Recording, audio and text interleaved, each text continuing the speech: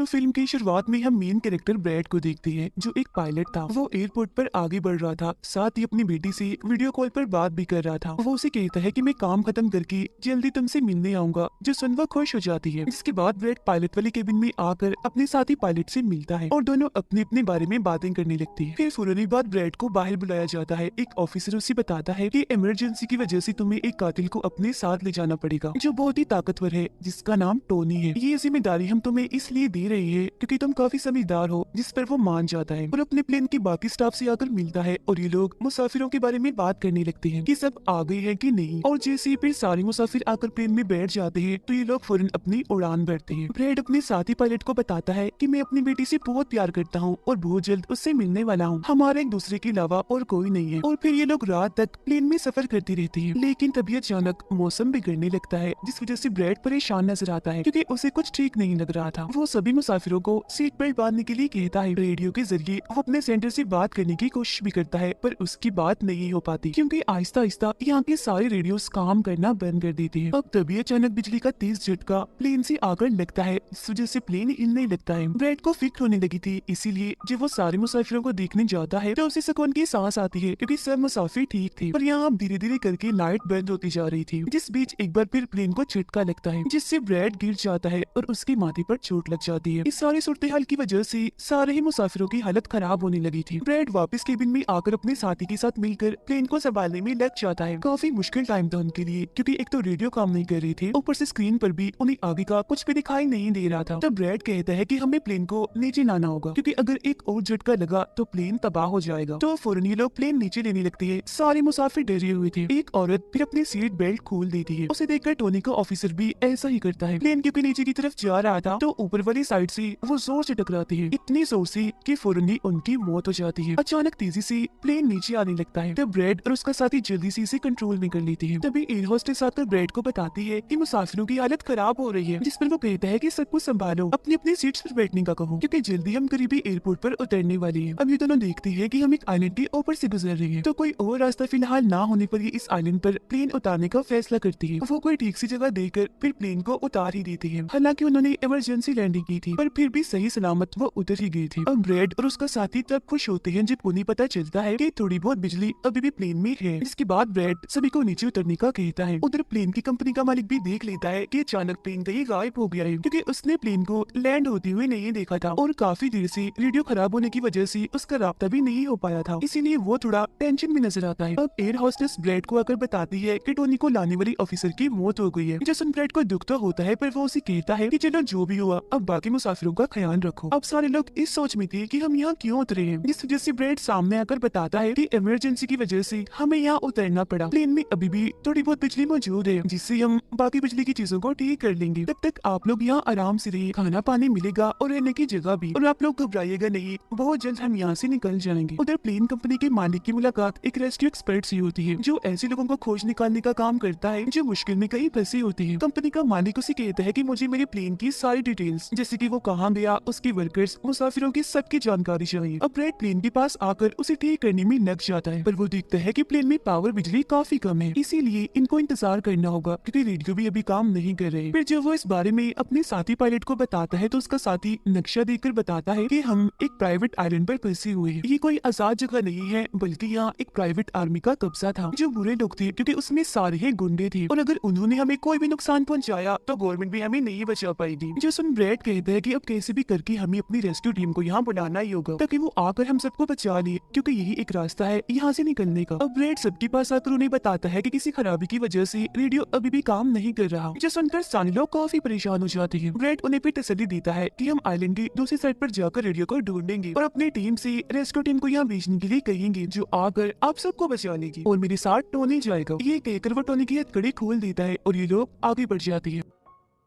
अब हम private army यानी जो बुरे लोग थे उनके हेड को देखते हैं, जिसके पास एक आदमी आकर बताता है कि यहाँ आइलैंड पर एक प्लेन आकर रुका है इमरजेंसी की वजह से और उसके अंदर बहुत सारे लोग हैं जो अलग अलग मुल्कों से हैं। जो सुनकर प्राइवेट आर्मी का हेड उसे पैसे देता है इस जानकारी की और फौरन अपनी टीम को तैयार होने का कहता है, क्योंकि शायद ये लोग उन्हें लौटने के इरादे से जाने वाले थे। आइलैंड के जंगल में ब्रैड और टोनी आगे बढ़ रहे होते हैं। टोनी ब्रैड से पूछता है कि तुमने मुझे आजाद क्यों किया और अब कहाँ लेकर जा रहे हो। तब ब्रैड उसे कहता है क्योंकि मैं तुम्हारी वजह से सबको खतरे में नहीं डाल सकता और यहाँ एक खतरनाक प्राइवेट आर्मी है जिसका मेरे साथ मिलकर तुम्हें सामना करना है। वो फिर और भी बहुत सारे सवाल ब्रैड से करता है और फिर अचानक ही चुप हो जाता है। तो जब ब्रैड पीछे मुड़कर देखता है तो टोनी वहाँ नहीं था, वो गायब हो गया था। उधर रेस्क्यू एक्सपर्ट प्लेन की जानकारी निकालने में लग जाता है। एक वीडियो में वो ब्रैड को देखता है जो झगड़ते हुए मुसाफिर से लड़कर उसे काफी मारता है। अब उसकी लड़ने की मारते देखकर रेस्क्यू एक्सपर्ट काफी खुश हो गया था, जिसके बाद वो एक प्राइवेट कंपनी के लीडर से बात करता है। कहता है कि आप लोग तैयार रहिए, कभी भी आपकी जरूरत हमें पड़ सकती है। जिस पर वो हाँ बोलता है। जंगल में आगे बढ़ते हुए ब्रैड एक खाली पड़ी फैक्ट्री में जाता है जहाँ वो एक बंद रेडियो मशीन को ढूंढ ही लेता है और फिर उसे ठीक करके फोन लगाता है। हेल्पलाइन पर उसकी बात होती है जिनमें वो अपने प्लेन और इस आइलैंड के बारे में बताता है, लेकिन लाइन में कोई गड़बड़ी होने की वजह से सामने वाला इंसान उसकी बात सुन ही नहीं पाता। तब उसे एक आइडिया आता है। वो ये सारी चीजें अपने बेटे को लिखवा कर उसे अपनी ऑफिस में बताने का कहता है। अब तभी एक आदमी आकर ब्रैड पर हमला कर देता है। तो वो उसे पकड़कर काफी मारता है और बेहोश कर देता है। तभी ब्रैड को महसूस होता है जैसे इस कमरे में कोई आ रहा है, इसीलिए जल्दी से वो छुप जाता है। पर वहाँ और कोई नहीं बल्कि टोनी था, जिसने बहुत सारे गुंडों को मारकर उनके हथियार ले लिए थे और वो ब्रैड को आवाज लगाने लगता है। फिर जब ब्रैड सामने आता है तो कुछ हथियार वो उससे भी दे देता है। इसके बाद ये दोनों नीचे की तरफ आने लगते हैं। तब यहाँ उन्हें एक कैमरा मिलता है जिसमें चल रही वीडियो से उन्हें पता चलता है कि वो खतरनाक प्राइवेट आर्मी यहाँ आने वाले लोगों को अगवा कर लेती है और फिर उन लोगों की फैमिली से अच्छी खासी रकम लेती है उन्हें छोड़ने के बदले। जो देख वो समझ जाते हैं कि हमारे मुसाफिर भी खतरे में हैं। अब ये दोनों बाहर खड़ी गाड़ी में आकर बैठ जाते हैं और अपने मुसाफिरों की तरफ जाने लगते हैं। उधर जब सारी मुसाफिर बैठी हुई थी तो तभी उन्हें किसी गाड़ी की आवाज आती है। वो ये सोचकर काफी खुश हो जाते हैं कि जरूर ये ब्रैड है, पर ब्रैड नहीं, वहाँ तो वो खतरनाक प्राइवेट आर्मी थी। वो गोलियां चलाकर इन लोगों की तरफ बढ़ रहे थे। इन गोलियों की आवाज ब्रैड और टोनी ने भी सुन ली थी। प्राइवेट आर्मी का हेड पायलट से सभी मुसाफिरों की लिस्ट मांगता है। तब जल्दी से एयर होस्टेस उसे लिस्ट लाकर दे देती है। फिर वो हेड पूछता है कि तुम्हारा सीनियर पायलट ब्रैड कहाँ पर है, जिस पर वो बताता है कि किसी काम से वो जंगल में गया था पर अभी तक वापस नहीं आया। इसी दौरान एक औरत वहाँ से भागने की कोशिश करती है पर वो लोग गोली चलाकर उसे मार देते हैं। ये आवाज सुनकर ब्रैड उनकी मदद करने के लिए भागता है पर टोनी उसे रोक लेता है। गुंडे सारे मुसाफिरों को बस में बिठाने लगते हैं क्योंकि वो इन्हें अपने साथ ले जा रहे थे बंदी बनाकर। उनका लीडर अपने दो साथियों को कहता है कि प्लेन में जाओ और सारा जरूरी कीमती सामान ले आओ, जिसके बाद खुद वो सारे मुसाफिरों को लेकर यहाँ से निकल जाता है। तब ब्रैड टोनी पर गुस्सा करने लगता है कि वो हमारे लोगों को ले गए और तुमने मुझे जाने ही नहीं दिया, जिस पर टोनी उसे समझाता है कि वो काफी बड़ी आर्मी थी, खतरनाक लोग है वो, अगर तुम चली भी जाती तो इतनी बड़ी आर्मी से अकेले नहीं लड़ पाती। फिर अभी दोनों दुखी तो थे पर आगे बढ़ जाते हैं और उन दोनों गुंडों को पकड़ लेती है जो प्लेन से कीमती सामान ले रही थी। ब्रैड गन पॉइंट पर उनसे पूछता है कि मुसाफिरों को लेकर कहाँ गया होगा तुम्हारा हेड, जिस पर वो बताता है कि यहाँ एक खाली फैक्ट्री है, वहीं गई होंगी वो लोग। अब रेस्क्यू एक्सपर्ट को ब्रैड की बेटी से उधर की सारी सूरत हाल का पता चल गया था, यानी कि उनका प्लेन वहाँ एक आइलैंड पर फंसा हुआ है और साथ ही वहाँ एक काफी खतरनाक प्राइवेट आर्मी भी है। वो इस बारे में प्लेन कंपनी के मालिक को बताता है, जिस पर वो कहता है कि फौरन अपनी प्राइवेट टीम और रेस्क्यू टीम को भेजो। फिर ये लोग जैसे तैसे करके उस आइलैंड और उनके प्लेन को ढूंढ ही लेते हैं। जब इनके बीच फैसला होता है कि प्राइवेट टीम का लीडर सबसे पहले वहाँ जाएगा अपनी टीम के साथ। उधर एक गाड़ी के जरिए ब्रैड और टोनी फैक्ट्री की तरफ जा रही थी, जिसके पास पहुंचकर ये चुपके से अंदर घुस जाती है, जहाँ वो सारे गुंडे मुसाफिरों की वीडियोस बना रही थी, ये दिखाने के लिए कि कौन सा मुसाफिर किस मुल्क से है। अब प्राइवेट टीम भी प्लेन के पास पहुंच जाती है, पर इन्हें जब वहाँ कोई नहीं दिखता तो टीम का लीडर प्लेन के अंदर जाकर चेक करता है, जहाँ दो लोगों की लाशें थी। इसके अलावा वहाँ ब्रैड का छुड़ा हुआ मैसेज भी मिल जाता है, जो कि उस फैक्ट्री तक आने का रास्ता था। फैक्ट्री में दोनों छुपकर उन गुंडों पर नजर रख रही थी, जिनमें से दो गुंडों को वो पीछे से आकर पकड़ लेती है और मुंह बंद करके उनका दम घोट देती है, जिससे उनकी मौत हो जाती है।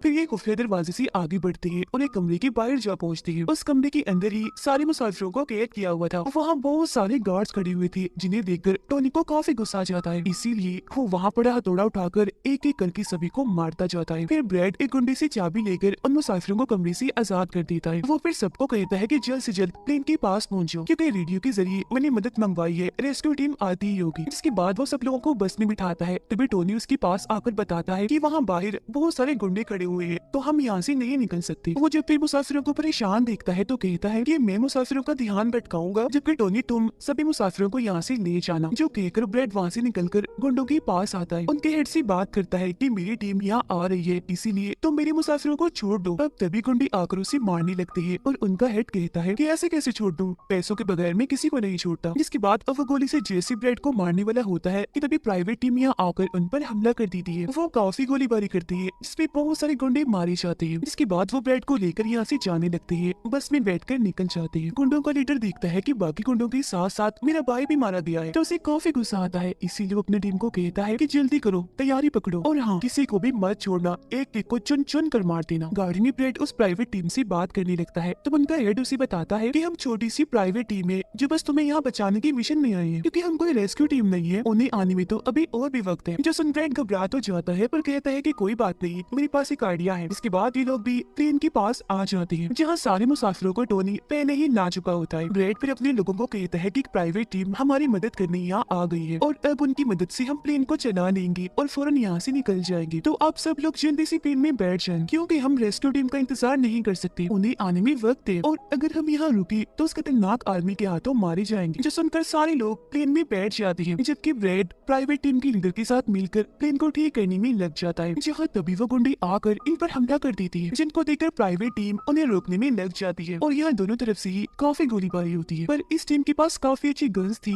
तो वो बहुत सारे गुंडों को मार गिराती है। ब्रेड टीम के लीडर को बताता है कि मैं अगले 5 मिनट में प्लेन को स्टार्ट कर दूंगा, मतलब कि चला दूंगा, जिसके बाद हम सब लोग उड़ान भरेंगे। फिर वो टोनी का शुक्रिया भी अदा करता है कि तुमने मेरा इतना साथ दिया। फिर ब्रेड गोलियों के बीच से ही होता हुआ अंदर आकर बैठ जाता है और अपने साथी पायलट के साथ मिलकर प्लेन चलाने लगता है। टोनी की गोलियां खत्म हो गई थी, और जब वो प्राइवेट टीम का बैग चेक करता है तो उसे वहाँ पैसों से भरा हुआ एक बैग मिलता है। पर फिलहाल पैसों को ऐसे ही छोड़कर दूसरे बैग से गन लेकर दोबारा गुंडों से लड़ने लगता है, जहाँ तब तक ब्रेड भी पूरे प्लेन को घुमा भी चुका होता है। फिर वो प्राइवेट टीम भी प्लेन में चढ़ने लगती है। ब्रेड को प्लेन कंपनी का मालिक बताता है कि मैं तुम्हें कोई महफूज जगह बता दूंगा जहाँ तुम जा सकते हो। सभी लोग तो प्लेन में चढ़ जाते हैं, पर टोनी नहीं चढ़ता। वो पैसों से भरा बैग लेकर वहाँ से भागने लगता है। तब उसे जाता हुआ देखकर प्राइवेट आर्मी उनके प्लेन पर हमला कर देती है। उनका हेड प्लेन के सामने रॉकेट लॉन्चर लाकर उन्हें एक ही झटके में उड़ाने का सोच रहा था, लेकिन उसे टोनी देख चुका था। वो उसे गोली मारकर गिरा देता है, ऐसा करने से रोक लेता है। ये देखकर ब्रेड को बहुत खुशी होती है, जिसके बाद वो अपनी पूरी ताकत लगाकर प्लेन उड़ाने में कामयाब हो ही जाता है। इस वजह से टोनी भी खुश था, और वो भी फिर वहाँ से चला जाता है। ब्रेड प्लेन को आइलैंड से दूर ले जाता है, जबकि प्लेन का मालिक उसे एयरपोर्ट का बताता है जहाँ ये लोग जा सकते थे, जो काफी करीब था। तब ब्रेड उस तरफ प्लेन ले जाने लगता है, पर एक बार फिर प्लेन तबाह होने लगता है। इसलिए ब्रेड दोबारा से इमरजेंसी लैंडिंग करवाता है, और उनका प्लेन नीचे आने के बाद जंगल के रास्ते आगे बढ़ने लगता है। सब लोगों की जान बच गई थी, इसीलिए वो काफी खुश थे। उधर प्लेन कंपनी का मालिक और उसकी टीम भी बेहद खुश थी। ब्रेड और उसका साथी भी सुकून की सांस लेते हैं कि कम से कम वो उस आइलैंड से तो निकल आए थे, और सबकी जान भी बच गई थी। कुछ ही देर में यहाँ इनकी रेस्क्यू टीम भी आ जाती है, जिन्हें देखकर सारे मुसाफिर खुश तो थे, साथ ही ब्रेड की बहादुरी पर तालियां बजा रहे थे। ब्रेड फिर सारे मुसाफिरों को रेस्क्यू टीम के साथ भेज देता है, जिसके बाद वो अपनी बेटी से बात करता है। वो इस बात से काफी खुश थी कि थैंक गॉड मेरी डैड जिंदा है। दोनों बेटी बात करके बहुत खुश थी, और इसी के साथ ब्रेड की बहादुरी की ये कहानी इधर ही खत्म हो